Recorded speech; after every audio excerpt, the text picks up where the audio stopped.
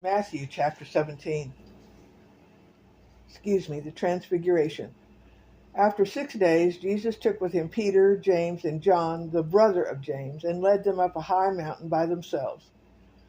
There he was transfigured before them. His face shone like the sun, and his clothes came out as white as the light. Just then there appeared before them Moses and Elijah talking with Jesus. Peter said to Jesus, "Lord, it is good for us to be here. If you wish, I will put up 3 shelters, one for you, one for Moses, and one for Elijah." While he was still speaking, a bright cloud covered them, and a voice from the cloud said, "This is my son, whom I love. With him I am well pleased. Listen to him." When the disciples heard this, they fell face down on the ground, terrified, but Jesus came and touched them. "Get up," he said. "Don't be afraid." When they looked up, there was no one except Jesus. As they were coming down the mountain, Jesus instructed them, "Don't tell anyone what you've seen until the Son of Man is raised from the dead." The disciples asked him, "Why do the teachers of the law say that Elijah must come first?" Jesus replied, "To be sure, Elijah comes and will restore all things. But I tell you, Elijah has already come, and they did not recognize him, but have done to him everything they wished. In the same way, the Son of Man is going to suffer at their hands." Then the disciples understood that he was talking to them about John the Baptist. Jesus heals a demon-possessed boy. When they came to the crowd, a man approached Jesus and knelt before him. "Lord, have mercy on my son," he said. "He has seizures and is suffering greatly. He often falls into the fire and into the water. I brought him to your disciples, but they could not heal him." "You unbelieving and perverse generation," Jesus replied, "how long shall I stay with you? How long shall I put up with you? Bring the boy here to me." Jesus rebuked the demon, and it came out of the boy, and he was healed at that moment. Then the disciples came to Jesus in private and asked, "Why couldn't we drive it out?" He replied, "Because you have so little faith. Truly, I tell you, if you have faith as small as a mustard seed, you can say to the mountain, 'Move from here to there,' and it will move. Nothing will be impossible for you."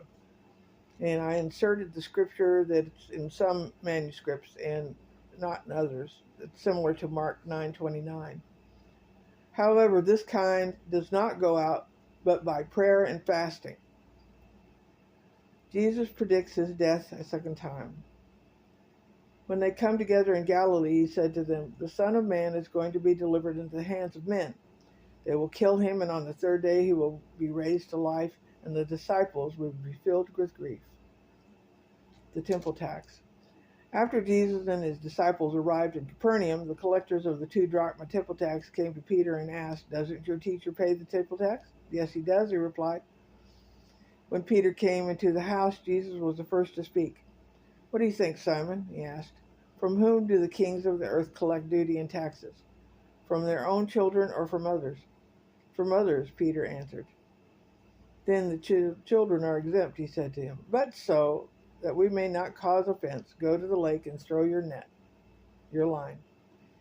Take the first fish you catch, open its mouth, and you will find a 4 drachma coin. Take it and give it to them for my tax and yours."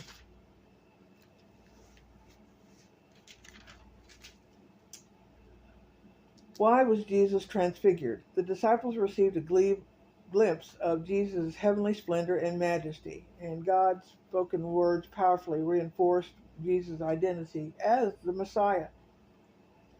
Why did God bring Moses and Elijah back from the dead? This is not a seance or an example of reincarnation. This event linked Jesus to the religious heritage of the Jews. Moses represented the law, and Elijah represented the prophets. Why did the disciples ask about Elijah? Elijah's appearance with Jesus on the mountain may have reminded them of familiar prophecy in Malachi 4:5, which said that Elijah would come before the great and dreadful day of the Lord comes, that is, before coming of Messiah. Teachers of the law evidently used the idea that Elijah must come first to argue against Jesus' identity as the Messiah. Jesus then explained to the disciples that John the Baptist had fulfilled Malachi's prophecy. Why did Jesus use such harsh words? Jesus was expressing normal human emotions. He was troubled by the lack of faith in the disciples, who thought that their healing power depended on Jesus' bodily presence. They still did not understand who Jesus really was. Why didn't the disciples have enough faith? Faith was a struggle for them, just as it is for us today. Jesus urged his disciples not to wallow in unbelief, but to recognize how God can use even a tiny amount of faith. Our faith may seem small and insignificant, especially in times of hardship and testing. But as our faith grows, so does our potential to overcome great obstacles. What was the 2 drachma temple tax? Jewish leaders collected taxes to pay for the upkeep of the temple and its services. Drachmas were Greek silver coins, each worth about a day's wages. 2 of them were equivalent to a half shekel required from the Hebrew monetary system.